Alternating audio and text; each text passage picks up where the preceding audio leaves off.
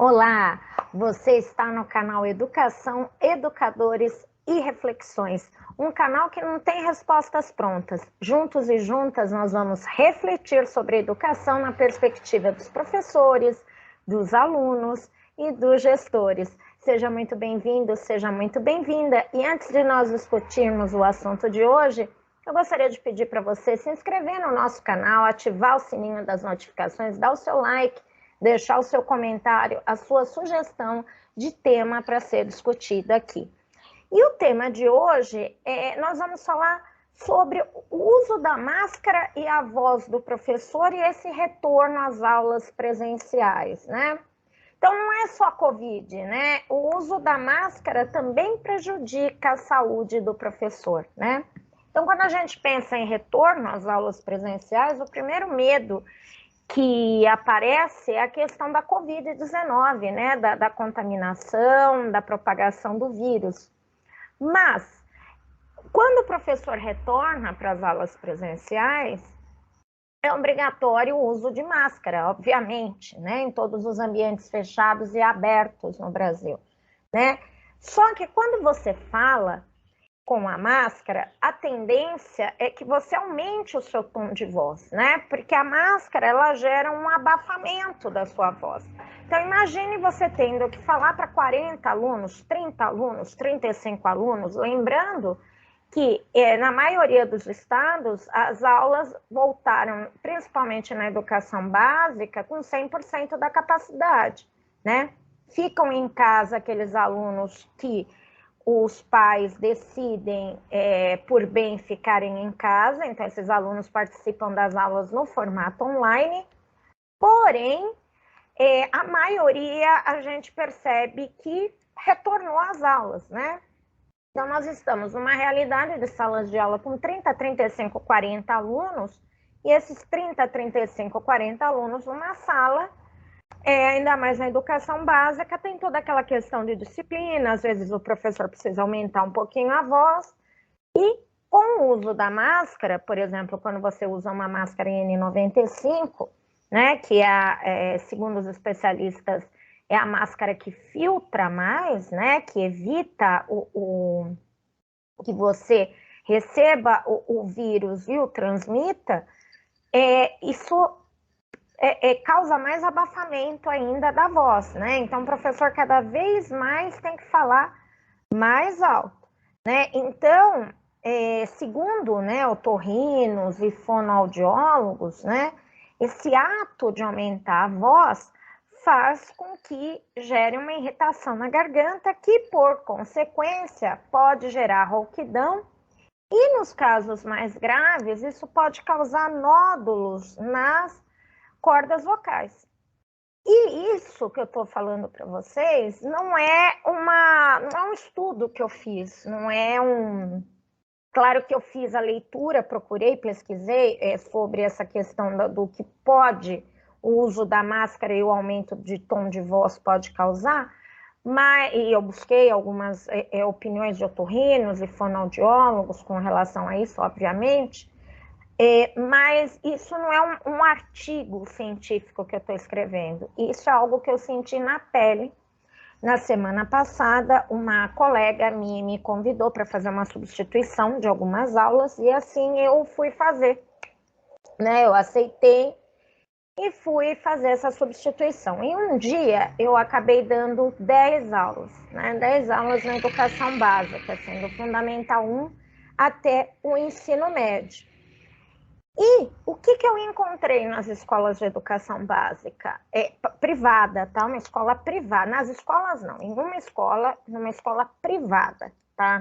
Não é escola pública, né? Porque tudo que é de ruim a gente acredita escola pública, não é bem assim, tá? As escolas privadas também têm lá os seus problemas, né? E o que eu encontrei nesta escola especificamente privada? Salas completamente lotadas, com 30 a 35 alunos, né? Alunos sem quaisquer isolamentos, né? Então, não havia isolamento nem em sala de aula, nem na hora do intervalo, nem na hora da fila da cantina para comprar o lanche. Eu não vi isolamento, tá, embora eu visse adesivos ali do ok, aqui você pode sentar, lá você não pode, então adesivo com ok verdinho, que podia sentar ali, com negativo em vermelho, né, para alertar esses alunos. Não havia distanciamento entre carteiras. O que eu encontrei foi exatamente como as escolas estavam antes da pandemia. Alguns alunos online, então, que exigem um trabalho duplo do professor, né? Do professor ter que dar aula online e presencial ao mesmo tempo. Ainda estou com a minha voz rouca um pouco, não sei se vocês conseguem perceber isso no vídeo, mas a minha voz ficou muito rouca, né? Então, o que eu encontrei? Encontrei esse cenário de 35 alunos por sala, em média, sem isolamento na sala de aula, alunos querendo tirar máscara o tempo todo, então você tendo que parar a sua aula a todo momento pedindo, por favor, para colocar máscara, né? Nada, zero de isolamento social, né? Professores aos berros por conta do abafamento da voz causado pelo uso de máscaras, né? Isso é o que eu percebi e que eu pude verificar não só nas minhas aulas, mas nas aulas dos outros professores. Talvez eu tenha ficado rouca porque eu não estava acostumada com essa rotina, mas geralmente eu não fico rouca, né? Não é algo, essa rouquidão não é comum para mim. Tive, claro, algumas vezes, mas não é comum. Então, dando 10 aulas seguidas com uma máscara N95, né, para eu tentar me proteger, né, nesse ambiente aí de 35 alunos por sala, né, numa escola privada, né, tudo isso me gerou um cansaço extremo e eu fiquei totalmente sem voz, né? Hoje eu posso dizer que é um dos melhores dias, né, que a minha voz tá voltando. Nesse panorama todo, o que eu consegui refletir, né? Parece que tudo aquilo que foi discutido durante a pandemia, durante todo o momento em que as escolas estavam fechadas, não serviu de nada, né? Os gestores parece que, infelizmente, né, não aprenderam, né? Ou alguns gestores não aprenderam, né? Eu não vou generalizar, porque eu estou trazendo a experiência que eu passei em uma escola, né? Mas o que eu vi parece que essa experiência que eu vivi parece que não está sendo muito diferente conforme eu converso com outros colegas, né? Então, isso tudo me faz acreditar que não houve aprendizado, né? Tudo está como era antes, e com agravante da doença, né? Da pandemia, da propagação do vírus. A criança não fica doente, mas a criança pode contaminar professores e contaminar pais e contaminar familiares, né? E sem isolamento fica complicado, né? Então, o que eu via muitas vezes, até em uma ou duas, três situações no máximo aí que eu tenho presenciado, porque como eu falei para vocês, eu dei 10 aulas seguidas durante 2 dias, então mais eu ficava em sala de aula do que fora dela. Mas o que eu vi é que muitas vezes o próprio professor, para ele falar um pouquinho mais alto na sala de aula, ele acabava tirando a máscara. Né? Eu presenciei isso, professora levantando a máscara para falar com os seus alunos. Num ambiente de 40 pessoas, isso é completamente arriscado, né? Eu não diria que é um suicídio, porque eu estou exagerando, né? Mas é arriscado, né? Tem o seu risco, né? Nesse sentido, o que a gente percebe, né? Quando a gente fala em retorno presencial do professor, a gente não pode pensar no medo só da Covid, né? A gente precisa pensar em outros aspectos, como, por exemplo, a saúde vocal do professor, né? Geralmente, já no cotidiano antes da pandemia, pouquíssimas escolas pensavam na questão da saúde vocal do professor. Eu lembro que apenas uma escola que eu trabalhei, nesses quase 20 anos de carreira, que uma vez que eu estava gripada e nem estava rouca, a escola falou para mim, não, você usa o microfone porque você está gripada e a sua voz você não pode forçar. Uma única vez, e não fui eu quem pediu o microfone, me foi oferecido por pela cultura, né, da escola, né, perceber, se preocupar com a saúde vocal. Então, aí, em 20 escolas, 10 escolas, 15 escolas que eu trabalhei, agora, assim, eu não tenho um número, mas foram mais de 10 que eu trabalhei ao longo da minha carreira, uma escola só se preocupou realmente com a minha saúde vocal, né? Mas isso a gente precisa pensar em tempos de Covid, em tempos de uso de máscara, né? Não é só usar a máscara, mas quais são as consequências do uso da máscara, né? Do uso inapropriado da máscara, né? Ou do uso mesmo que apropriado, mas que o professor não consegue falar para 35 ou 40 pessoas, né? Será que seria o caso de reduzir essas turmas de alguma maneira, né? Seria o caso da escola ter repensado a sua lotação máxima, né? Parece que não pensou, né? Novos hábitos surgiram com a pandemia, né? E as escolas tiveram muito tempo para se adaptar a tudo isso, né? E pelo menos essa que eu visitei, que eu tive o desprazer de atuar por 2 dias, não pensou, né? Não se adaptou. Tá lá os adesivos colados, mas distanciamento eu não vi, né? Uma carteira atrás da outra, né? Pelo menos deveria ter uma política de pular uma carteira, né? Por exemplo, né? Não sei se eu não sou especialista na área de saúde para dizer se isso melhoraria ou não, né? Se isso evitaria ou não problemas aí.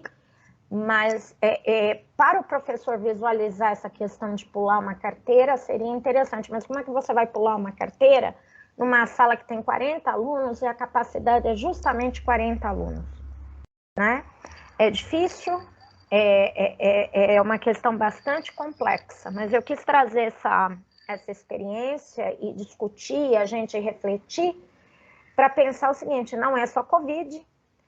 O professor, nesse retorno presencial, ele está enfrentando diversas situações que prejudicam a sua saúde, tanto física quanto mental, né? Mental, a gente vê vários exemplos aí de afastamento. Saúde vocal, que já era algo que não se preocupava, né? Hoje, com o uso da máscara, acredito que vários professores estão sofrendo com problema de voz e isso precisava ser discutido nas escolas, né? O que se percebe não houve planejamento, não houve aprendizado por parte das escolas com relação à segurança dos alunos e à segurança dos professores e também dos gestores, né? Todo mundo, né? Quando a gente pensa, escola não é só feita de alunos e professores, né? Nós temos outros colaboradores que atuam na secretaria, que atuam na limpeza, que atuam na cantina, e essas pessoas também estão totalmente vulneráveis, totalmente desprotegidas. Repito aqui, eu não sou contra o retorno presencial.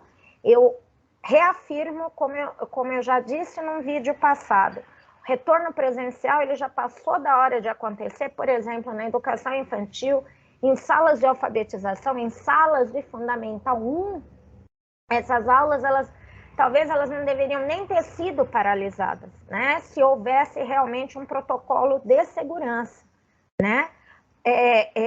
Paralisar essas aulas é uma perda pedagógica enorme, que a gente não tem nem como mensurar nesse momento. A gente só vai perceber essas consequências lá para frente. Mas isso precisava ter sido planejado.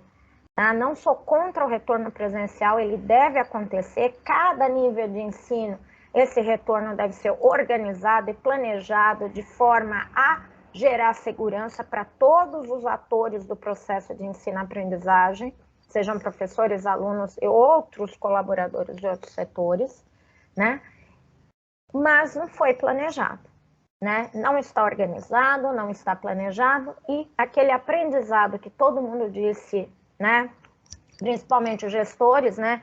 Grande parte dos gestores que eu ouvi ao longo desse 1 ano e meio falou para mim: não, eu aprendi muito com a pandemia, mas na prática eu não estou vendo aprendizado. Infelizmente. E a saúde de professores, a saúde de alunos, a saúde dos demais colaboradores pode estar em risco em algumas instituições. Não vou generalizar todas, não vou generalizar a incompetência de todos os gestores também, porque há pessoas que são competentes, que são extremamente preocupadas, né, com a saúde de todos, né, mas o cenário que eu vi é desanimador, né, não aprendemos nada com essa pandemia, infelizmente. Então eu trouxe hoje essa experiência para que a gente reflita, né, mais uma vez, não é só Covid, existem outros fatores indiretos aí gerados pela pandemia que podem prejudicar em muito a saúde do professor, principalmente, né, do professor, da professora, mas também de todos os colaboradores que atuam no processo de ensino-aprendizagem. Muito obrigada. Mais uma vez, eu quero pedir a sua contribuição para se inscrever no canal, curtir, dar o seu like aí, deixar o seu comentário, sugere um assunto para que a gente possa refletir, que a gente possa contribuir aí para uma educação melhor, para um processo de ensino-aprendizagem cada vez mais efetivo, cada vez mais eficaz. Muito obrigada por você estar aqui, por você estar refletindo aqui conosco. Muitíssimo obrigada. Um grande beijo, um grande abraço e até a próxima. Tchau!